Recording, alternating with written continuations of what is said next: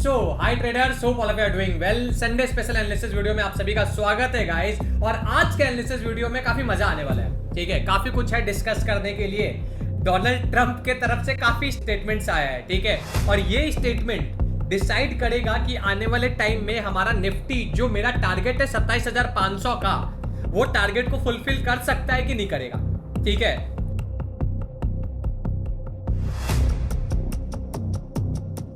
इस वीडियो को स्टार्ट करते हैं। देखो, एकदम सिंपल रखेंगे। पहले मार्केट इकोनॉमिक्स डिस्कस करूंगा, ठीक है, उसके बाद टेक्निकल एंड पे देखूंगा, उसके बाद स्विंग ट्रेडिंग के एंड पे देखूंगा, और उसके बाद कुछ इंपॉर्टेंट बात करूंगा। ठीक है, सबसे पहले भाई, जो लास्ट एनालिसिस में मैंने आप लोगों को बताया था उस चीज को डिस्कस करते हैं। मैंने आपको लास्ट एनालिसिस में भी शेयर किया था। पहले सेक्टर्स का बात करते हैं, स्पेशली डिफेंस सेक्टर का। आपको याद होगा ट्रेडर्स, लास्ट एनालिसिस में मैंने 3 सेक्टर के बारे में बात किया था। सबसे पहला सेक्टर था हमारा डिफेंस सेक्टर। आप देखो डिफेंस सेक्टर में कितना अच्छा रैली आया। मैंने आपको बोला भी था कि यार इंडिकेटर में कंटिन्यूअसली रेड फुटप्रिंट है, जिस दिन ग्रीन फुटप्रिंट आएगा उस दिन से बड़ा मूव आएगा। और आप देखो वहां से कम 8.5% का मूव आया। सेकंड फेवरेट सेक्टर कौन सा था, हो सके तो कमेंट कर देना। सेकंड फेवरेट सेक्टर था फार्मा का सेक्टर। देखो मैंने ड्रॉ करके बताया था, दिख रहा मैंने क्या ड्रॉ किया था कि मार्केट ट्राई करेगा, यहां रुकेगा। देखो रुका, ठीक है, और एक अच्छा खासा रैली कर दिया। ठीक है, फार्मा सेक्टर भी अच्छा चला। तीसरा सेक्टर था हमारा आईटी का, कि आईटी पे नजर रखना। आईटी बिल्कुल अच्छा नहीं चला, आईटी चला ही नहीं। अभी तो बात अच्छा चलने का है ही नहीं, चला ही नहीं, पूरा साइडवेज हो गया है। और आईटी के ऊपर आज बहुत बड़ा इकोनॉमिक न्यूज है। आज थोड़ा ध्यान दे देना, आपको मजा आएगा, मैं गारंटी देता हूं इस चीज का। ठीक है, सबसे पहला चीज गाइज, अब थोड़ा ना दिल से बात करते हैं। ठीक है, अभी आप मेरे को देखो, मेरे को फेस करो। सबसे पहला चीज, अगर आपको नहीं पता है एक बार गूगल जाके सर्च कर लेना, अडानी को क्लीन चिट मिल चुका है। ठीक है, अब मुझे यही चीज नहीं समझ पे आ रहा है कि यार आप नोटिस करो एक बार कि अभी जो सेबी बार बार अलाइन, सेबी के थ्रू अडानी के ऊपर बार बार जो भी बोला जा रहा था कि यार सेबी अडानी के ऊपर इंक्वायरी नहीं कर रहा, अडानी का हिंडरबर्ग केस, फलाना ढिमकाना केस। अब फलाना ढिमकाना केस सब हटाओ, अडानी को क्लीन चिट मिल गया है। दुर्भाग्य का बात यह है भाई, इस देश में आप याद करो, जब अडानी के ऊपर ना बहुत ज्यादा इन्फ्लुएंसर लोग बात करने लग गए थे ना, तो इन्फ्लुएंसर्स लोगों के पीछे सेबी पड़ गया था। और अभी देखो अडानी को इतना सपोर्ट किया जा रहा है कि अडानी को क्लीन चिट भी मिल गया। अरे क्लीन चिट तो हटाओ, उसके बारे में बात भी नहीं चला। ठीक है, इसी के लिए अडानी के शेयर्स में 13-14% का मूव आया। अच्छी बात है, खराब बात है, आप लोग ये डिसाइड कर लेना। ठीक है, अब दूसरा सबसे इंपॉर्टेंट बात पे करते हैं, हमारा फेवरेट डोनाल्ड ट्रंप के बारे में। ठीक है, अगर आपको नहीं पता है भाई, अभी मार्केट में अगर आप देखो, लास्ट ट्रेडिंग डे का मैं आपको दिखाता हूं। ठीक है, जिसके पास इंडिकेटर था भाई, उसके लिए तो इजी मार्केट था। ठीक है, देख लो इंडिकेटर में सुबह खुलते साथ सेलिंग सिग्नल आया, सेलर्स का फुटप्रिंट आया, अच्छा खासा नीचे की तरफ मार्केट गया। फिर न्यूज आया, इस टाइम पे देखो न्यूज आया, बाइंग सिग्नल आया, बायर्स का फुटप्रिंट नहीं बना। ठीक है, यहां पे कहीं फुटप्रिंट बनना स्टार्ट हुआ, मार्केट साइडवेज गया और एक प्रॉपर साइडवेज रेंज में रहा। अब यहां पे आपको पता है क्या क्या गुड न्यूज आया, क्यों मार्केट ने रैली किया? ये गुड न्यूज आया यार गाइस, टैरिफ का टॉक स्टार्ट हुआ। ठीक है, अगर आपको नहीं पता है, देखो पीयूष गोयल का बात चल रहा है कि दोबारा अमेरिका विजिट करेंगे और एक डिस्कशन चलेगा। इंडिया यूएस जो ट्रेड का डील चल रहा है उसके ऊपर एक डिस्कशन चलेगा। ठीक है, ये न्यूज आया, मार्केट में एक रैली आया, मार्केट में एक पंप आया। देखो ये न्यूज आया, मार्केट एक थोड़ा सा ना पंप करने का ट्राई किया, मार्केट कहीं ना कहीं छोटा मोटा 50-60 पॉइंट का पंप कर दिया। क्या ये बहुत बड़ा पंप है? क्या नहीं है सर। ये इतना बड़ा पंप क्यों नहीं हुआ? क्योंकि अब मार्केट को डोनाल्ड ट्रंप के स्टेटमेंट पे भरोसा नहीं है। आप बोलोगे सर एक्सप्लेन कर सकते हो क्या? अभी का जो मैं मार्केट इकोनॉमिक्स एक्सप्लेन करूंगा ना, मैं गारंटी देता हूं किसी ने आपको ऐसा एक्सप्लेन नहीं किया होगा। थोड़ा ध्यान देना। सबसे पहले देखो क्या हुआ, ये ट्रेड डील का बात आया। ठीक है, फिर उसके बाद हमारे मोदी जी का बर्थडे था। सबसे पहला विश करने वाला आदमी कौन बना? डोनाल्ड ट्रंप बना। सबसे पहला किसने विश किया? डोनाल्ड ट्रंप ने विश किया। ठीक है, अब कहानी में ट्विस्ट आता है, थोड़ा मैं आपको ड्रॉ करके समझाता हूं, समझना। सबसे पहले और इंपॉर्टेंट न्यूज क्या है, थोड़ा ना चीजों को कनेक्टिंग द डॉट आज मैं आपको समझाता हूं। अगर आप इस चीज को समझ गए ना, आप खुद बोलोगे मनीष भाई आपने क्या पढ़ा दिया। और ऐसा कोई नहीं देखा होगा, ऑब्जर्व किसी ने नहीं किया होगा। अगर किसी ने यूट्यूब वीडियो ऐसा डाला होगा ना, बताना मैं पढ़ाना छोड़ दूंगा, इतना कॉन्फिडेंस है मुझे अपने ऊपर। सबसे पहला चीज भाई देखो, 17 सितंबर हमारे पीएम मोदी जी का बर्थडे था। ठीक है, 17 सितंबर को क्या किया गया, डोनाल्ड ट्रंप की तरफ से मोदी जी को सबसे पहला बर्थडे विश आया। ठीक है, उसके बाद क्या डिस्कस किया गया, 18 सितंबर के आसपास डिस्कस ये किया गया। ठीक है, 18 सितंबर 2025 के आसपास डिस्कस ये किया गया कि टैरिफ का ऊपर बातचीत किया जाएगा, बात किया जाएगा। पीयूष गोयल भी विजिट करेंगे, अमेरिका विजिट करेंगे, बातचीत होगा। ये न्यूज आया, ये इंडिया के लिए कहीं ना कहीं पॉजिटिव न्यूज ट्रीट किया गया। ठीक है, बट आप देखो इतना बड़ा पॉजिटिव न्यूज आने के बाद भी निफ्टी कितना परसेंट मूव किया? निफ्टी केवल 55 पॉइंट्स मूव किया, और ये निफ्टी के लिए काफी नॉर्मल है यार, 55 पॉइंट मूव कभी भी कर जाता है निफ्टी। तो सर कहानी में ट्विस्ट क्या है? कहानी में ट्विस्ट जानते हो कब हुआ? कहानी में ट्विस्ट हुआ जिस दिन भाई रेट कट का न्यूज आया। आपको रेट कट का न्यूज के बारे में पता है क्या? एफओएमसी का जो न्यूज आया, रेट कट के ऊपर न्यूज आया, ये सबसे बड़ा कहानी हुआ। आप बोलोगे सर रेट कट हुआ यानी ये तो इंडियन मार्केट के लिए पॉजिटिव है, तो ये बड़ा कहानी कैसे हो गया? अब ये चीज को समझना ध्यान से, ठीक है।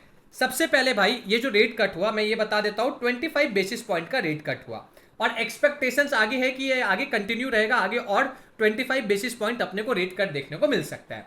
तो आप बोलोगे कि सर रेट कट यूएसए में हुआ, और आप बात कर रहे हो इंडिया का। इंडिया में तो सर बहुत पॉजिटिव चल रहा ना सर, कि यार टैरिफ के ऊपर डील होने वाला है। नहीं, अभी गणित समझना। सबसे पहले अभी इंडिया के ऊपर एक नया न्यूज आया है, ठीक है। ये न्यूज आप लोगों ने देखा होगा, H1B वीजा फी को हाई कर दिया गया है। और वो कितना हाई कर दिया गया, देखो यहां लिखा हुआ है $1,00,000 एनुअली कर दिया गया। तो सर इससे क्या फर्क पड़ेगा? इससे निफ्टी आईटी सेक्टर पे बहुत बुरा फर्क पड़ सकता है। कौन से सेक्टर पे? निफ्टी आईटी सेक्टर पे बहुत खराब इंपैक्ट पड़ सकता है। सर क्या इंपैक्ट पड़ सकता है, अब आप ये बोलोगे। समझना, अभी ना यूएसए में कोई आदमी काम करने जाता है, उसके कुछ ना उसको फ्री में ऑलमोस्ट थोड़ा मोड़ा पैसा में जाना पड़ता था। अब उस वीजा के ऊपर H1B वीजा के ऊपर $1,00,000 देना पड़ेगा सरकार को। कौन सा सरकार को? यूएसए का सरकार को। तब कोई यूएसए का कंपनी, यूएस का कंपनी, तब कोई इंडियन सिटीजन को यूएसए में लाके काम करवा सकता है। ये रूल आ गया। आप बोलोगे तो सर इससे क्या फर्क पड़ेगा, इसका कोई मैथमेटिकल कैलकुलेशन है क्या? मैं आपको एक मैथमेटिकल कैलकुलेशन देता हूं। ये $1,00,000 मतलब जानते हो कितना हुआ? अप्रोक्सीमेटली हो गया भाई 80 से 90 लाख रुपीज। आईएनआर में मैं बात कर रहा हूं, आईएनआर में मैं बात कर रहा हूं।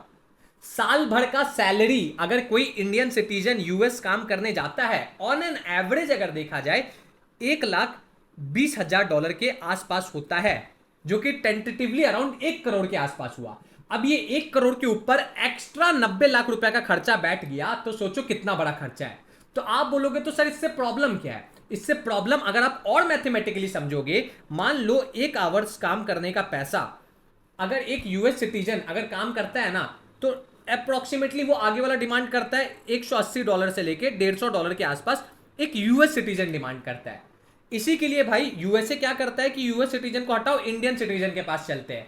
इंडियन सिटीजन कितना डिमांड करता है? इंडियन सिटीजन 1 आवर काम करने का डिमांड करता है $60 से $70, जो कि यार यूएस का जो कंपनी है उसके लिए नॉमिनल पड़ता था। बट ये H1B वीजा का जो रूल आया उसके बाद अब यही 60-70 रुपए जो पर आवर का लगता था, यही 60-70 रुपए अब बढ़ के लगेगा $110 से लेके $120, $110 से लेके $120। जो $60-70 में काम होता था, अब वही $110 से $125 के आसपास लगेगा, $25 से $20 के आसपास लगेगा। तो अब आप खुद सोचो, जो कंपनी है, जो यूएस का छोटा स्टार्टअप है, छोटा कंपनी है, जो एसएमसी लेवल का कंपनी है, जो स्मॉल स्केल कंपनी है, जो इंडियंस को हायर करता था, अब वो क्यों हायर करे? आप खुद सोचो। तो सर क्या इंडियन आईटी इंपैक्ट पे बहुत बड़ा इंपैक्ट पड़ेगा क्या? हाँ, ऑब्वियसली पड़ेगा। और अगर इंडियन आईटी सेक्टर पे इंपैक्ट पड़ा तो एक बात और समझना, निफ्टी जो आपका है, निफ्टी का सबसे बड़ा बेटा कौन है? निफ्टी का सबसे बड़ा बेटा है बैंकिंग सेक्टर। थोड़ा छोटा बेटा में जब गिनती आता है ना, तो गिनती आ जाता है एनर्जी का और गिनती आ जाता है आईटी का। और अब अगर देखा जाए ये चीज का डायरेक्ट इंपैक्ट आईटी सेक्टर में पड़ने वाला है। तो आप बोलोगे, और एक मन में क्वेश्चन आएगा, मेरे भी मन में आया था कि यार भाई ये जो H1B वीजा है ये क्यों अप्लाई किया जाता है यूएस में?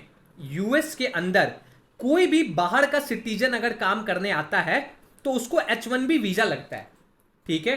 तो आप फिर बोलोगे अरे सर तब तो कोई भी कंट्री से लोग यूएस में काम करने हैं, सबको इंपैक्ट पड़ेगा। इसमें भी एक शॉकिंग नंबर है, आप चौंक जाओगे। H1B वीजा का 71% कॉन्ट्रीब्यूशन इंडियंस करते हैं। अगर H1B वीजा मान लो साल में 100 इशू होता है, तो 100 में से 70 वीजा इंडियंस को मिलता है। तो सबसे ज्यादा इंपैक्ट अगर किसी को पड़ेगा तो वो इंडियंस को पड़ेगा। अब आप एक चीज बताओ, एक तरफ आप कॉल करके इंडिया के प्राइम मिनिस्टर को, इंडिया का जो अभी राजा है उसको कांग्रेस बर्थडे का विश कर रहे हो, और दूसरे तरफ आप इंडिया का लेने में तुले हुए हो। हर बार में देखो फिर इंडिया के ऊपर झटका लगा दिया। अभी एक तरफ टैरिफ का बात चला, दूसरी तरफ ये झटका लग गया। तो इसका सॉल्यूशन जानते हो क्या होगा लास्ट में? इसका सॉल्यूशन एक ही होगा भाई, देखो इंडिया के बिना काम कर लेना यूएस आईटी सेक्टर के लिए भी नेक्स्ट टू इम्पॉसिबल है। मैं ये चीज आपको गारंटी के साथ बोल सकता हूं। तो सर इसका सॉल्यूशन क्या होगा? इसका सॉल्यूशन यही होगा, अब यूएस कंपनीज इंडियंस को वर्क फ्रॉम होम दे देगा, वर्क फ्रॉम होम दे देगा, ठीक है। या तो फिर ये ट्राई किया जाएगा कि यार यूएसए के अगल बगल कोई कंट्रीज में उनको बुला के उनसे काम करवाया जाए और कोई कोई टाइम में वीक 2 वीक में एक बार विजिट कंपनी में रख दिया जाए। ये लास्ट सॉल्यूशन, ये 2 सॉल्यूशन हो सकता है जो यूएसए करेगा।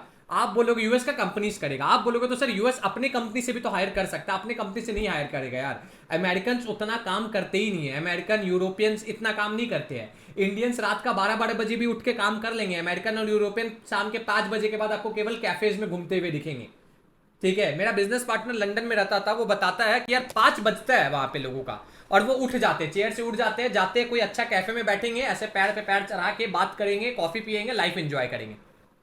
बट इंडियंस क्या है कि भाई उनको आप रात का 12 बजे भी उठा दो काम करने के लिए, वो काम करेंगे। ये इंडियंस और ये अमेरिकन यूरोपियंस में फर्क है। तो इंडिया के बिना इनका काम चल पाना नेक्स्ट टू इम्पॉसिबल है। कुछ ना कुछ इसका सॉल्यूशन निकलेगा। अभी तक आईटी के ऊपर डायरेक्ट टैरिफ नहीं था, अब आईटी के ऊपर इनडायरेक्ट इतना बड़ा टैरिफ लग चुका है। दूसरा चीज, वहां का पार्लियामेंट में कांग्रेस बैठा हुआ है। अब ये भी बात किया जा रहा है कि यार डोनाल्ड ट्रंप इस चीज को डायरेक्टली इंप्लीमेंट नहीं कर सकता है, ठीक है, वहां के थ्रू पास कराना होगा। अभी देखो क्या पता इसको बॉयकॉट कर दिया जाए, हट जाए, क्या होगा क्या नहीं होगा वो बात का बात है। अभी जो हुआ वो मैंने आपको बता दिया। अब एक आपको ना एक और इंटरेस्टिंग चीज बताता हूं। आपने एक बार भी सोचा क्या कि भाई जैसे रेट कट हुआ, ठीक है, आप इमेजिन करो, ये कोई नहीं बताएगा आपको, ये बहुत इंटरेस्टिंग है। आप देखो जैसे रेट कट हुआ, रेट कट हुआ और नेक्स्ट न्यूज H1B वीजा का आ गया। आपको इसका रिलेशन पता है क्या? चलो समझाता हूं। देखो क्या हुआ था ना, डोनाल्ड ट्रंप जब पावर में आने वाले थे, 2024 का बात है, ठीक है, उसके पहले वहां का जो फेड चेयरमैन है पॉवेल, ठीक है, जॉरिसमन पॉवेल या फिर जॉफरी पॉवेल्स करके कुछ नाम है, पूरा एग्जैक्टली आप लोग चेक कर लेना, ठीक है। अब क्या हुआ ना, ये पवेल को लाने वाला आदमी कौन था आपको पता है क्या? ट्रंप थे। ये पवेल को लाने वाला आदमी ट्रंप थे। ट्रंप ने पवेल को लेके आए, ठीक है। ट्रंप पवेल को एक गद्दी दिए। क्यों गद्दी दिए? क्योंकि ट्रंप को ये लगा कि यार कल को पवेल मेरे थ्रू आया है तो पवेल जो भी मैं बोलूंगा ना वो काम करेगा, ठीक है। तो अब क्या हुआ, डोनाल्ड ट्रंप का पावर में आने से पहले पवेल ने 3 बार रेट कट कर दिया। कितने बार? 2 से 3 बार रेट कट कर दिया। अब डोनाल्ड ट्रंप गुस्सा हो गया। क्यों गुस्सा हो गया? कि यार तुम मेरे अपोजिशन पार्टी के लिए इतना रेट कट क्यों कर रहे हो, तुम मेरे टाइम पे नहीं कर पाओगे। तो यार डोनाल्ड ट्रंप को एक सहानुभूति मिला गया, नहीं यार सर आपके टाइम पे भी रेट कट करूंगा, ऐसा बोला गया। अब डोनाल्ड ट्रंप पावर में आए। जब डोनाल्ड ट्रंप पावर में आए तो यहां से पवेल रेट कट करने का बात से मुकर गया। अब पवेल रेट कट कर ही नहीं रहा। डोनाल्ड ट्रंप उसके ऊपर कितना भी प्रेशर दबा दे, पवेल रेट कट कर ही नहीं रहा, कर ही नहीं रहा, कर ही नहीं रहा, कर ही नहीं रहा, ठीक है। इंडिया नहीं है भाई कि यहाँ पे मोदी जी, अमित शाह जी किसी के ऊपर प्रेशर बना दे तो उसको काम करना पड़ जाए, कोई नेता किसी के ऊपर कोई प्रेशर बना दे तो उसको काम करना पड़ जाए। वो अमेरिका है। अमेरिका का जो रिच है ना, अमीर आदमी, असली डेमोक्रेसी किसको बोलते हैं? आप देखो इलॉन मस्क ना आंख से आंख मिला के ना डोनाल्ड ट्रंप से लड़ सकता है, मीडिया के सामने लड़ सकता है। और इंडिया का कोई भी अमीर आदमी में इतना हिम्मत नहीं है ना कि मोदी से आंख मिला के लड़ ले मोदी जी से, है क्या? ये वो असली डेमोक्रेसी है, ठीक है। तो वहां पे पवेल ने पूरा ट्राई किया, ठीक है, कि भाई रेट कट ना हो, और डोनाल्ड ट्रंप ने पूरा ट्राई किया कि भाई रेट कट हो। अब डोनाल्ड ट्रंप को ये लग भी गया कि यार पवेल धोखेबाज निकल गया, मैंने उसको पावर में लाया और मेरे को इसने धोखा दे दिया। तो डोनाल्ड ट्रंप ने क्या किया, अब रेट कट कैसे होता है? जब इकोनॉमी में कुछ इंपैक्ट पड़े, और इकोनॉमी में सबसे बड़ा इंपैक्ट पड़ता है इंप्लॉयमेंट डेटा का। तो डोनाल्ड ट्रंप ने क्या किया, इंप्लॉयमेंट डेटा जहां से इश्यू होता है ना वहां पे अपना आदमी को बैठाया। अब मान लो, और उसने डोनाल्ड ट्रंप ने डेटा को बहुत खराब दिखाया, इंप्लॉयमेंट डेटा को, ठीक है। और क्यों दिखाया गया कि यार देखो जो पुराना प्रेसिडेंट था, बिडेन था, बिडेन के टाइम से ही भाई बहुत खराब इंप्लॉयमेंट का हालत चल रहा, और वो खराब हो गया, ठीक है। अब इसको सुधारने के लिए भाई रेट कट करना पड़ेगा। और ये जो इंप्लॉयमेंट डेटा खराब आया, ये पवेल के ऊपर बहुत बड़ा प्रेशर बन गया कि भाई तुमको रेट कट करना ही पड़ेगा, तुम कैसे नहीं करोगे रेट कट, ठीक है। और पवेल ने इस बार रेट कट कर दिया, एक्सपेक्टेड था। उस दिन देखो मार्केट कितना ऊपर नीचे गया। मैं तो भाई एक कॉइन DCX के इवेंट में गया हुआ था, बहुत सारे इन्फ्लुएंसर्स के साथ मैंने मिला, बहुत लोगों का स्टॉप लॉस भी गया, बहुत लोग बैठे भी, बहुत लोग खुश भी हुए। मैंने आपको वीडियो पहले ही शेयर किया था, ठीक है। तो अब आप बोलोगे कि ठीक है सर, चलो इंप्लॉयमेंट डेटा खराब आया, रेट कट हो गया, तो सर तो उससे H1B वीजा का क्या रिलेशन है? अब समझना। आपको नहीं पता है तो आप देखो, यूके में अभी इंडियंस के प्रति राइट्स चल रहा है कि गो बैक इंडियंस, ठीक है। ऑस्ट्रेलिया में इंडियंस के प्रति राइट्स चल रहा, गो बैक इंडियंस। अभी देखो अचानक से यूएसए में भी स्टार्ट होगा, आप देख लेना, मैं आपको गारंटी दे रहा हूं, ऑलरेडी चल रहा, बट देख लेना और ज्यादा तेजी से स्टार्ट होगा। अब डोनाल्ड ट्रंप को कुछ तो करना है कि वहां का सिटीजन्स को दिखाए कि देखो भाई मैं तुम्हारे लिए जॉब को प्रोटेक्ट कर रहा हूं। उसका सबसे इजी सॉल्यूशन था वहां पे जो मेजरली अभी काम कर रहे इंडियंस काम कर रहे, दिखा दो कि भाई मैं उनको रोक रहा हूं काम करने से। इसी के लिए क्या किया गया, अचानक से H1B वीजा का रूल ला दिया गया रेट कट के बाद। समझ रहे हो यार, ये इकोनॉमिक्स कितना कॉम्प्लिकेटेड चीज है। Finance is 100 times difficult than physics. मैं बोल रहा हूं भाई, मैं इंजीनियर हूं, मैं फिर भी बोल रहा हूं फिजिक्स में तो लॉज पता है, रूल्स पता है, फाइनेंस का कोई रूल्स नहीं है। ठीक है, आप देखो क्या पता फिजिक्स में बॉल गिराते हो ना, वो गिरता है टप्पा मारता है, कितना उछलेगा कितना नहीं उछलेगा पता है। ठीक है, फाइनेंस में बॉल गिराते हो ना, बीच में कौन पकड़ लेगा, कौन अपॉर्चुनिटी का बेनिफिट उठा लेगा, क्या कर लेगा क्या नहीं कर लेगा, उसके ऊपर कंडीशंस का बहुत चीजें वेरी करती है। अब आपको समझ में कि असली मार्केट इकोनॉमिक्स कहां है, कहां पे इंप्लॉयमेंट डेटा के साथ खिलवाड़ किया गया कि रेट कट हो, उसको बचाने के लिए कौन से कंट्री पे इंपैक्ट पड़ा। और मुझे तो अभी लग रहा है कि यार ये जो यूके में ऑस्ट्रेलिया में ये सब गो बैक इंडियन चल रहा है, ये कहीं ना कहीं यूएस के द्वारा बोया हुआ सीड है। ठीक है, होपफुली आपको मार्केट इकोनॉमिक्स अच्छा लगा होगा, कैसा लगा एक बार जरूर से कमेंट करके बताना। आप ही लोगों के लिए आता हूं यार लाइव, जिसको मेरा मार्केट इकोनॉमिक्स पसंद आता है। टेक्निकल्स तो आपको हर कोई बता देगा, इस पूरे सोशल मीडिया पे मैं गारंटी दे सकता हूं बहुत कम लोग होंगे मार्केट इकोनॉमिक्स बताने वाले। ठीक है, अब आगे बढ़ते हैं, चीजों को और अच्छे से समझते हैं। अब सबसे पहले टेक्निकली मार्केट को देखिए, उसके पहले सेक्टर्स का बात कर लेते हैं। ठीक है, सबसे पहले चलते हैं डिफेंस सेक्टर्स के ऊपर। Okay, defence sector last time भी बहुत अच्छा परफॉर्मेंस दिया, बहुत ही प्यारा परफॉर्मेंस दिया। अगर देखो आप में से किसी के पास भी मेरा इंडिकेटर है, ठीक है, आप इंडिकेटर में देखो जब से इसमें सेलिंग सिग्नल का सेलर्स का फुटप्रिंट था, देखो कितना प्रेशर बना है। ठीक है, जैसी बायर्स का फुटप्रिंट आया इस दिन, तारीख कौन सा था, 12 सितंबर का दिन, फ्राइडे का दिन, उस दिन से देखो अप्रोक्सीमेटली 8.5% का रैली कर चुका है। अगर आपके पास ये इंडिकेटर नहीं है, 22 सितंबर तक का आपके पास टाइम है, यानी कल या परसों तक का टाइम है, आप ये इंडिकेटर को परचेस कर सकते हो। उसके बाद भाई ये इंडिकेटर मैं पब्लिकली अवेलेबल नहीं करूंगा, मिनिमम फॉर 3 मंथ्स।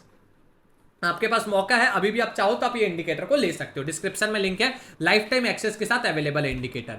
अब सबसे पहले देखा जाए डिफेंस सेक्टर में, यार मेरा अभी भी ध्यान है थोड़ा, अगर फिबोनाची को कनेक्ट किया जाए, अभी देखो डिफेंस सेक्टर का 0.6 लेवल के आसपास आ चुका है। ठीक है, मैंने Fibonacci top to bottom connect किया है, अभी डिफेंस सेक्टर में ध्यान है मेरा, लॉन्गर रन के लिए मुझे को डिफेंस सेक्टर काफी अच्छा लगता है गाइस। ठीक है, तो मेरा डिफेंस सेक्टर में ध्यान है। आने वाले टाइम में मैं ये एक्सपेक्ट कर रहा हूं, अगर डिफेंस सेक्टर गलती से आने वाली वीक में 0.5 0.6 के पास बेस बना के कोई भी ब्रेकआउट दे, डिफेंस स्टॉक काफी अच्छा परफॉर्मेंस दे सकते हैं। उसके अलावा और आगे बढ़ते हैं, मेटल सेक्टर देखते हैं। हाँ, लास्ट वीक मैंने मेटल भी डिस्कस किया था गाइस। ठीक है, मेटल में भी अच्छा रैली आ चुका है। मेटल मैं एक्सपेक्ट कर रहा हूं मेटल इंडेक्स कहीं ना कहीं 10,200 से 300 का लेवल तक जा सकता है, अभी भी चांसेस है मेटल इंडेक्स के पास टेंटेटिवली अराउंड यहां से, और 200 से 300 पॉइंट का मोमेंटम मेटल इंडेक्स में अभी भी पेंडिंग है। मेटल सेक्टर वीक तब होगा जब तक से 9,700 के ऊपर है, मेटल सेक्टर स्ट्रांग है। उसके अलावा फाइनेंस सेक्टर का बात किया जाएगा, अभी स्मॉल कैप बहुत अच्छा बुलिश हो रखा है। Pharma one of the best sector, आप देखो फार्मा ऑलरेडी अभी बुलिश हो गया है, ऑलरेडी देखो काफी अच्छा ब्रेकआउट दिया, सब चीज किया। मैंने आपको कल भी बताया था, सॉरी लास्ट एनालिसिस में भी बताया था, Fibonacci high to low connect कर दो, ये रहा। ठीक है, और आप यहां पे ये जोन बना दो, ये देखो ये जोन बना दो, आप देखो 0.5 के पास कितना अच्छा मार्केट बेस बनाया, ब्रेकआउट किया। अप्रोक्सीमेटली देख लो यार 2 या 3 दिन में ही यार फार्मा सेक्टर ऑलमोस्ट 2% का रैली कर चुका है। मैं फार्मा में बहुत ज्यादा बुलिश हूं भाई। अब आप देखो ना, एक बहुत प्यारा पैटर्न भी बन रहा है, अगर ये पैटर्न कंप्लीट हो गया तो ये देखो एक राउंडिंग बॉटम और ये इसका हैंडल। कमेंट करो, पहले कमेंट करो कौन सा पैटर्न है, क्या पैटर्न का नाम क्या है। मैं चलो एक हिंट दे देता हूं, this is a bullish pattern. तो मैं वेट कर रहा हूं भाई, अगर यहाँ पे कहीं रुक के ब्रेकआउट दे, मैं बुलिश हूँ इस स्टॉक में, इस सेक्टर में, फार्मा सेक्टर में। इसके अलावा अगर कोई सेक्टर को देखा जाए, ऑटो सेक्टर ओके मेरे लिए ओवरबॉट है ऑटो सेक्टर। ठीक है, हेल्थ केयर और फार्मा सेम है, देखो हेल्थ केयर में भी देखो अच्छा राउंडिंग बॉटम, ये देखो अच्छा राउंडिंग बॉटम बन चुका है, ये इसका हैंडल बन रहा और बुलिश ट्रायंगुलर पैटर्न का ब्रेकआउट हो चुका है। ऑल वे से बुलिश दिख रहा है, तब तक से बुलिश है जब तक से 0.5 का लेवल नहीं तोड़ देता है, बुलिश है। निफ्टी का भी बात किया जाएगा, सर्विस सेक्टर ठीक है, कम्युनिकेशन, प्राइवेट बैंकिंग का, प्राइवेट बैंकिंग देखो अच्छा ब्रेकआउट दिया, मैंने पहले भी बोला था, तो अच्छा चल रहा, अभी मार्केट बैलेंस्ड में है। अगर प्राइवेट बैंकिंग गिरेगा मार्केट गिरेगा, याद रखना। Infra okay, mid cap okay, energy okay, IT दिखते हैं भाई, अभी ट्रंप का न्यूज आने के बाद आईटी क्या रिएक्शन देता है। टेक्निकली तो आईटी अभी स्ट्रांग है, बट अगर गलती से भी आईटी 35,800 के नीचे चले गया तो आईटी वीक हो जाएगा, ये बात याद रखना। ठीक है, रियलिटी सेक्टर अच्छा है बट कोई इसका अच्छा स्टॉक नहीं है ट्रेडेबल मेरे को लगता है। पीएसयू बैंक बहुत प्यारा ब्रेकआउट है, पीएसयू बैंक में बहुत प्यारा ब्रेकआउट है। ठीक है, तो इस बार का अगर 3 सेक्टर पे ध्यान रखा जाए, चलो मैं इस बार भी पर्पल में मार्क कर देता हूं जो सेक्टर पे मैं ध्यान रखूंगा पर्सनली। ठीक है, मेरा पहला सेक्टर रहेगा गाइस, सबसे पहले एफएमसीजी देख लूं। सबसे पहला सेक्टर रहेगा डिफेंस एज यूजुअल। मैं आने वाली वीक में पूरा डिफेंस को देखूंगा, इसको मैं मार्क कर देता हूं पर्पल से।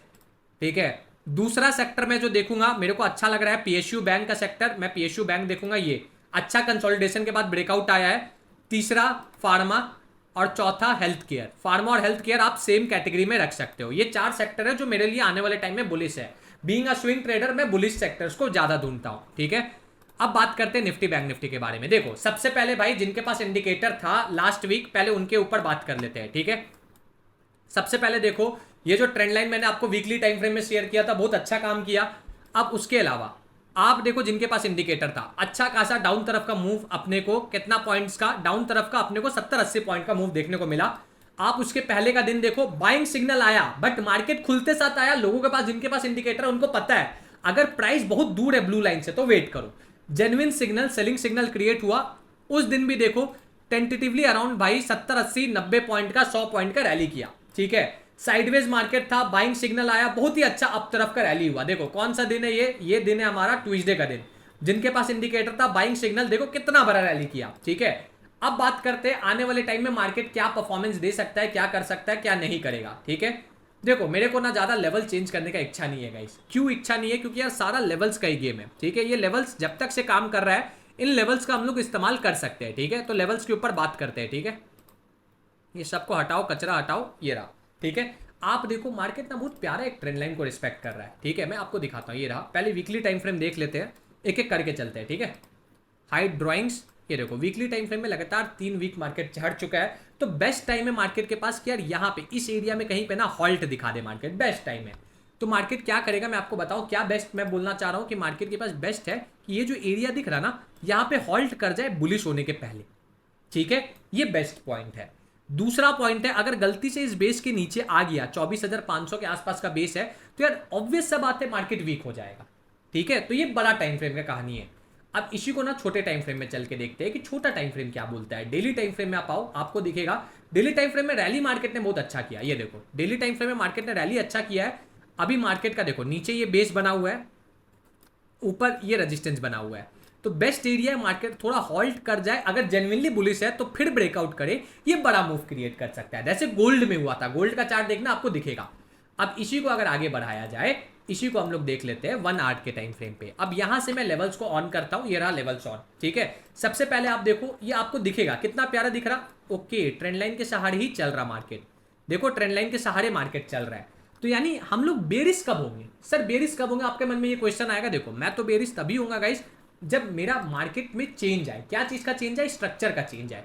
स्ट्रक्चर का चेंज कैसे आएगा? अभी देखो ये जो बेस बना हुआ है, ये लाइन को हटा दो अभी। ठीक है, ये लाइन को हटाओ, यहां पे देखो ये बेस बना हुआ है।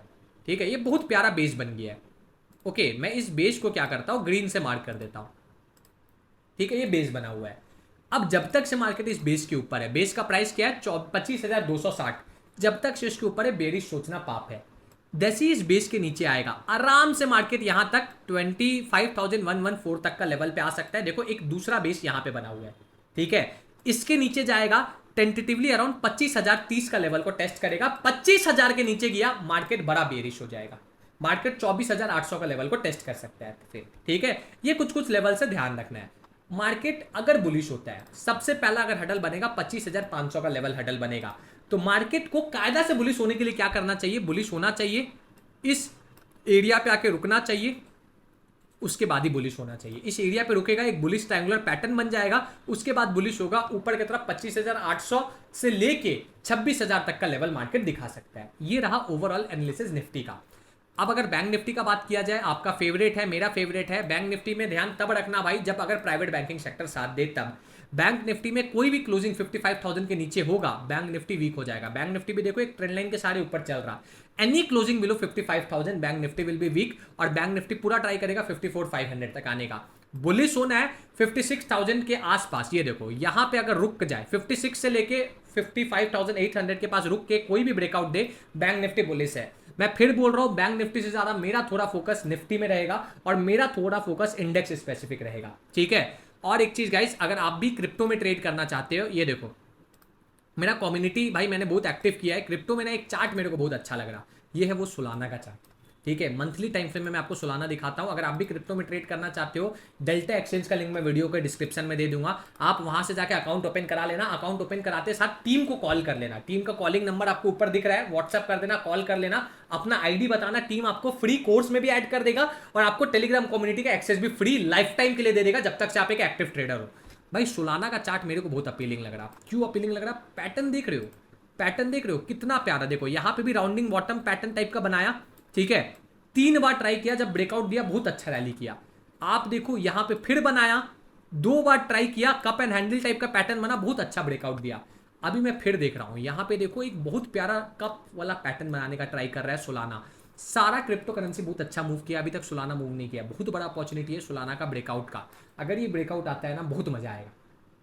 सोलाना को ट्रैक करना, अगर कुछ होगा मैं अपने टेलीग्राम कम्युनिटी पे शेयर कर ही देता हूँ।